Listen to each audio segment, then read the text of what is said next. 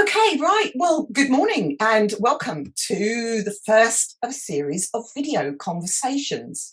My name is Penny Morgan and my special guest today, and I'm very happy to welcome Lisa McNulty. Lisa is an NLP coach and trainer, and she's also the East Anglian president for the Association of Speakers Clubs. So, Lisa, thank you so much for joining me. And today, unsurprisingly, we're going to be chatting a bit about public speaking and also how that overlaps a little bit with speaking to camera. So, Yes, Lisa, how on earth did you get into heading the Association of Speakers Clubs? that's a really interesting question, Penny. And I was considering that myself the other day, and there was three factors of it. One was the Association of Speakers Club in East Anglia has been going for over 50 years. But it won't surprise you to know that in East Anglia, in particular the older clubs, they were men only. And it wasn't until 2002 that my club, which is Ipswich Speakers Club, voted to allow women to become members. Now, thankfully, things have moved on, but one thing I noticed was actually, particularly in those more traditional clubs like Ipswich, Bury St Edmunds, Felixstowe, actually the women membership was still relatively low, and we're now in 2022. And I was asked to be part of a focus group about how to attract women, which was fascinating. But I could only actually find two other women to join me in this focus group because there were so few women within. Yeah. And within a few weeks, those two had left, and it was just me. And I was thinking, okay, what's up here? And we were all from different speakers clubs. So for me, I actually kind of that sort of lit a fire within me to kind of help raise the profile and get more women into Speakers Club because we have got so much to give. You know, we have come way beyond the 1970s. Yeah. We are now really, in every industry, and thinking that actually we're not making the most of our voice and not developing our public profile, which is where Speakers Club comes in.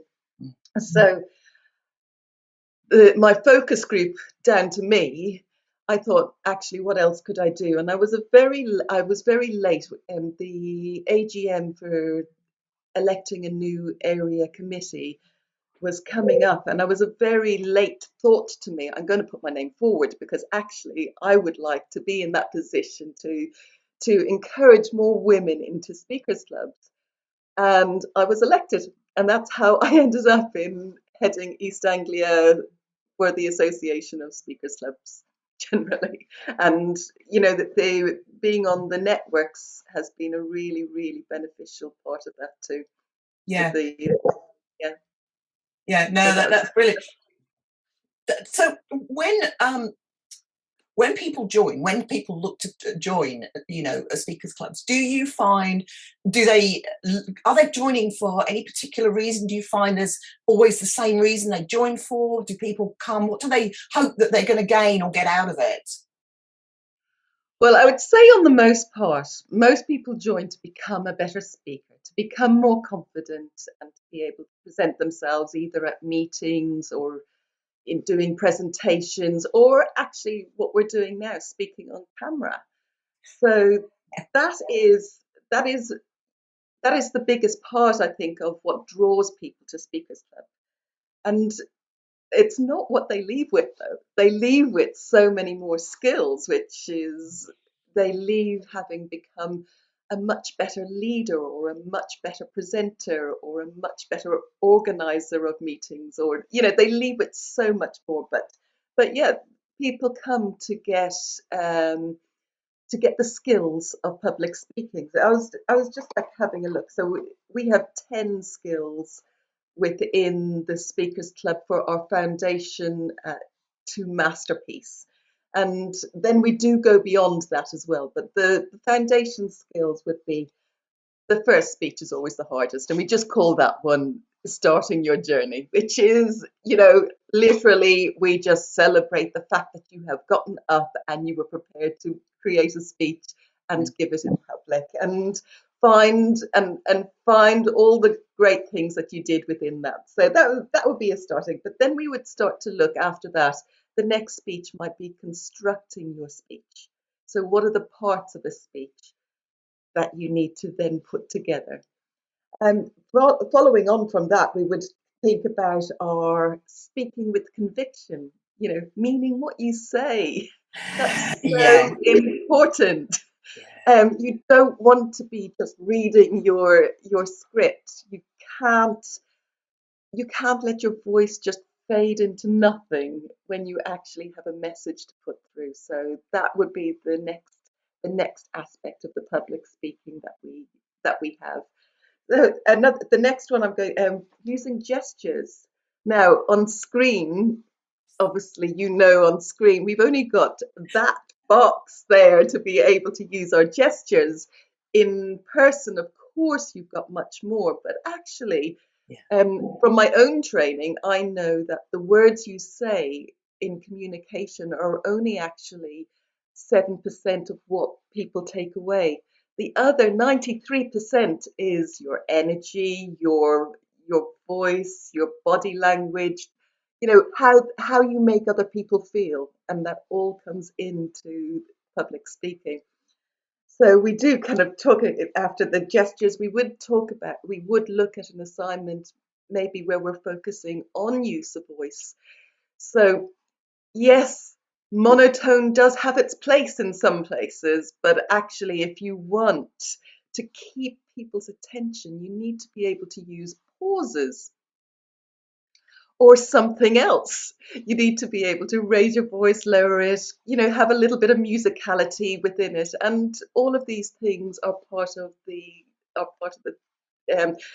our initial assessments and feedback for you and growth. So after that, we go on to our slightly more advanced. Those five would be just your foundation start, and you get a certificate at the end of your foundation, which comes from which is a level. I think it's a level 2 or level 3 certificate in public speaking from and awarded by both the Association of Speakers Clubs and also I think it's the Academy of Music and Dramatical Art or something like that. So there's a couple of bodies that give you that particular award.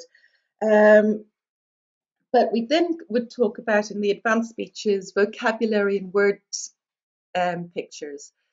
So it's one thing having your opening, your middle, your ending, speaking with conviction, using your voice. But if the words are not actually grabbing people and developing some sort of visual image or feeling within your audience, it might just not work in the way that you expect. So we encourage word pictures and the use of schemes and tropes and things like that. So that's really, really starting to look at how you use language. The master of this is Churchill. So anybody that really wants to have a look at a Churchillian speech, there is no word in a Churchillian speech that hasn't got power behind it. Do you know, and one of my favourites, you're absolutely right, one of my favourites, who I often use as an example, is David Attenborough. I find him as very, very listenable. Whether he's, yes, okay, he might be reading from a script, although that's not easily detectable, or whether he's talking to camera. But yes, when you listen to somebody who's really got it down to a fine art.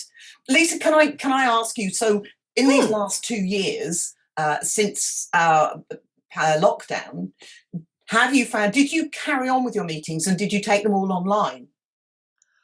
Well, yes. I think Ipswich was probably the first club in the country to go online, and that was mainly, I was president of Ipswich Speakers Club at the time, And my club was 50 years old in 2020, and I was like, oh my goodness, I cannot be president and let this club go under. That would just not be okay. Yeah. So I had been used to using Zoom for my own business for coaching and training, and and very comfortable with Zoom.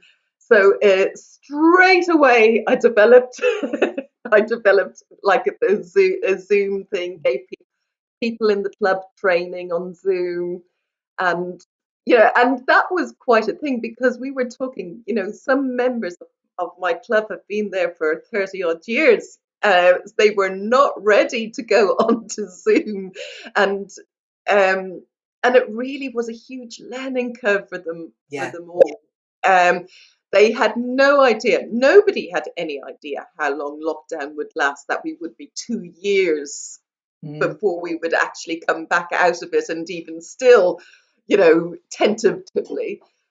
So nobody knew how long this was going to go, but I have to say that I'm so proud of my club because they adapted with real grace, I think, and took on my new-founded ideas at the very beginning. But that in itself, because I was wondering whether what you try and help people with, whether it hindered or whether it actually aided their learning. Because yes, if perhaps somebody who part of your club wanted to take their skills to learn to speak to camera better, what better way almost than to start it and to get them introduced to it by the Zoom meetings. I can see it's had its fors and against for an awful lot of people in their learning to be a better public speaker.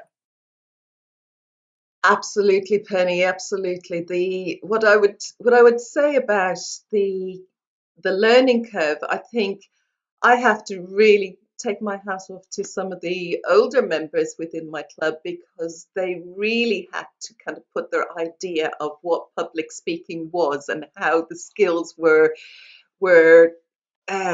how these skills are presented to public and to a completely different level, and they did, and they came up trumps, and we actually did a lot of training.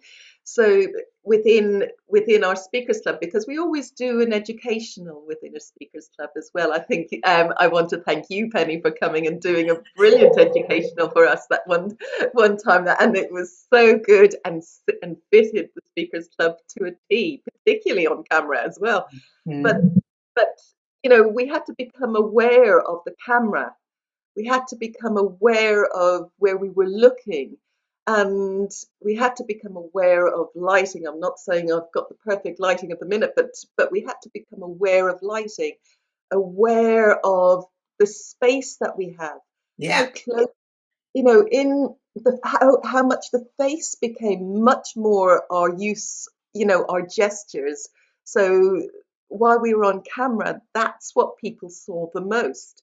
So you had to get away because in the beginning, excuse me, I'm just going to get up to show you. In the beginning, people were trying to do their speeches from looking at this and having all of the problems that I'm having now, head adjusting or not being able to see what was going on, or Yeah. whether people, and rapport is much harder on screen if you're standing away from it, but if you're sitting closer, you can develop that connection, that rapport, that Yeah. that place, and guide people in your speech and take them on your journey with you. So there was a lot of learning on the camera, about using camera, and your particular presentation to us was phenomenal. Thank you very much for that. It was Oh no, really it was. I really enjoyed it. I really enjoyed it, and much like you were going through some of the points on the plan that you take people through,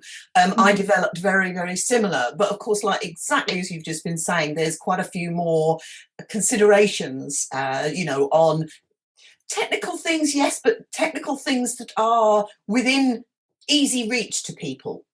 When so many people nowadays want to create their own videos, and their own marketing videos, especially.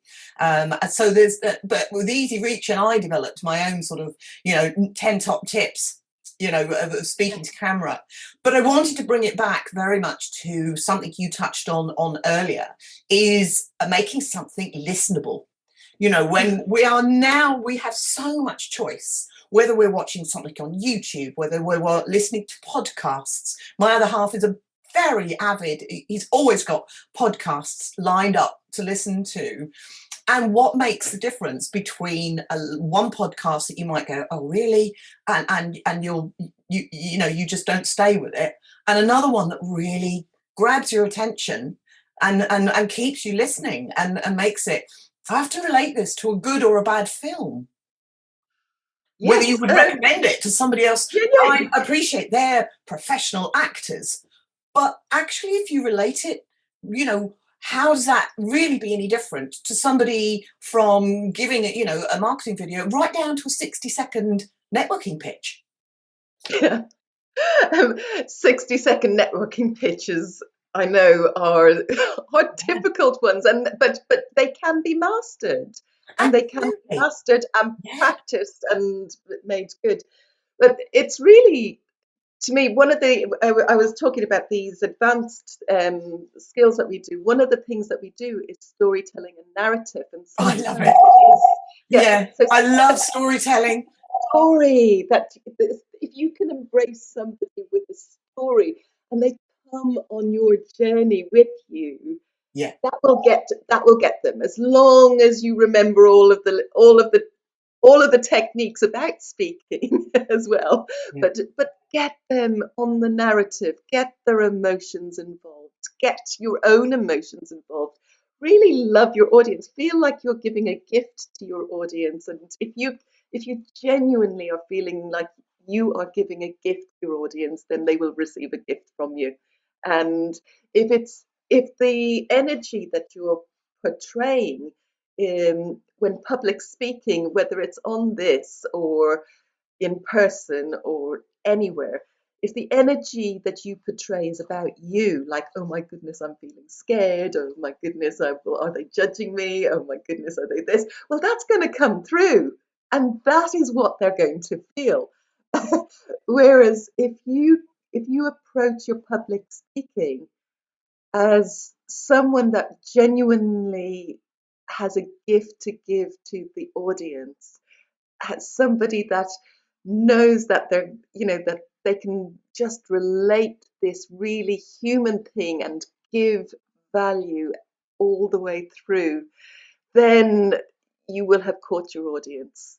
Yeah, Yeah, and absolutely, I love that tip that you give them, Lisa, because also I find when working with people to camera, I was able to transfer because of actually talking to camera on Zoom meetings. I was able to transfer the working face to face to online, and it did work. I adjusted how it worked, but it was what I help people try. One of the first things I find I have to help people get past is that getting past hearing themselves and seeing themselves on camera. And your tip of that story and that you're giving something is lovely. And I've always loved that one. yeah, Do it's people so give you lovely. much feedback, Lisa? Ah, well, feedback is what Speakers Club is made of. Honestly, everybody gets feedback.